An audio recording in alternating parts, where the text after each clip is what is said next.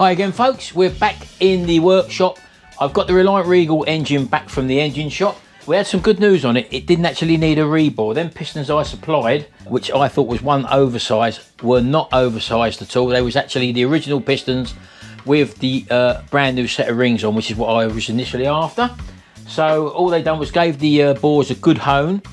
The reason why it measured incorrectly when I done it was because there was carbon on the top of the bore, and that's why I thought there was a little differential there, which made me think that the pistons I had were bigger.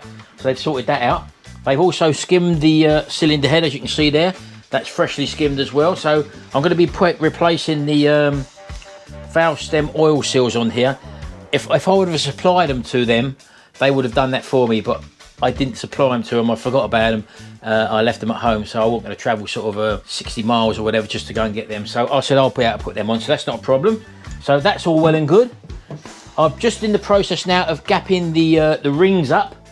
I'll show you how I'm doing that. So basically all the new pistons here, I've taken off the piston rings. These are the new pistons, the new old stock ones. And what I'm doing, coming over to here, I've actually inserted a piston in the bore. And all I'm doing is I'm getting the rings. I've done all these ones. These have all been gapped already.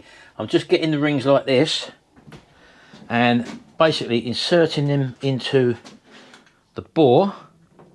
Bit tricky doing it with one hand. There we go. So just to get it in and to make sure it goes down correctly, I'm taking another new piston there and I'm just plonking that on top of it and just pushing it down, and that way I know that it's gone in the bore correctly. It's gone down probably about 3/4 of an inch there, and that tiny little gap there has to be no larger than 0.279 millimeters or 0.011 of an inch, and that's the feeler gauges there, and just going into that gap there, that actually sits in there perfectly. I did try the next size up and it didn't go in, so that is actually perfect. So that's fine, I don't have to adjust anything there. I've just got the other two rings to do. Just pull them out. So I've got that one to do, that one to do, then all these are gapped. They can all be placed back onto the pistons again. And then I can remove these pistons here. These did have a bit of scoring on them, slight scoring, nothing major, but as I say, one of the rings here did actually break on here, so that might have been the reason why this engine smoked. I'm not too sure. This is the 600cc engine. So I'm just going to finish these off and I'll come back to you in a second.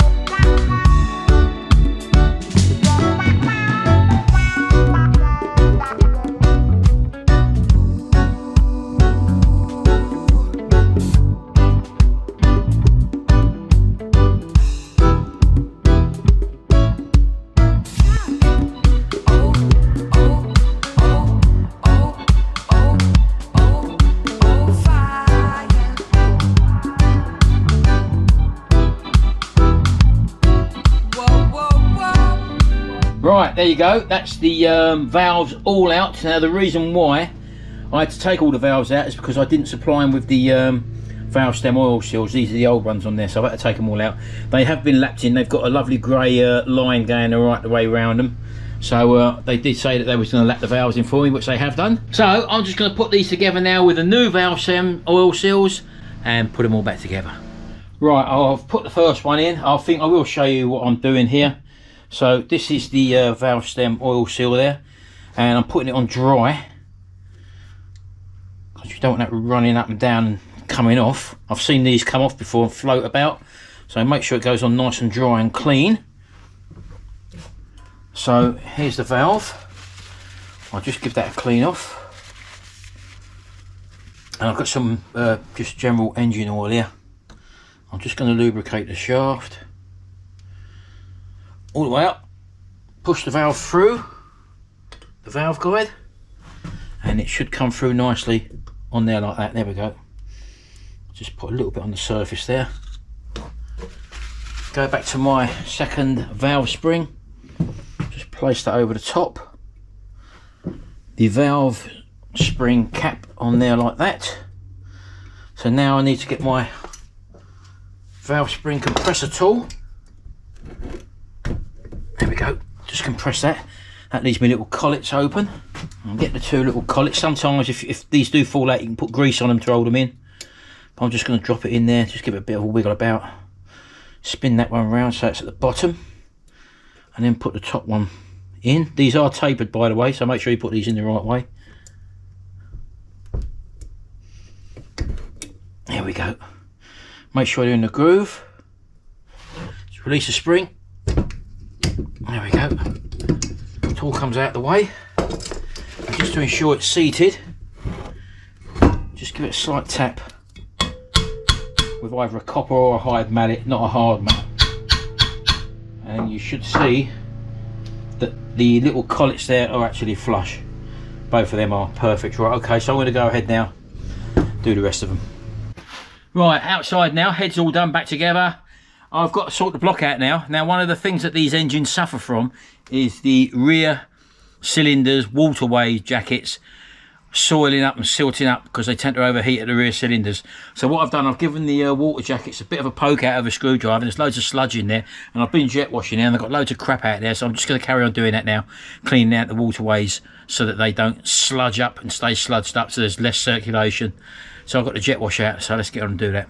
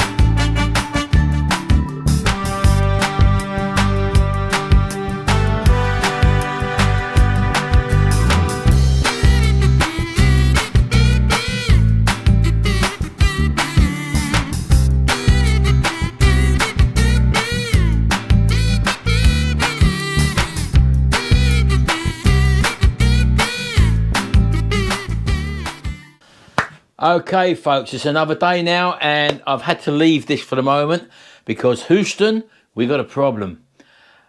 When I've taken the large ends or the big ends off of the crankshaft to get the pistons in, I've done the main journals up, which is okay. They're all okay and moving nicely. But when I put the small end or the big ends back on, I have noticed there's wear on the actual crankshaft and also the big end bearings themselves. Let me show you.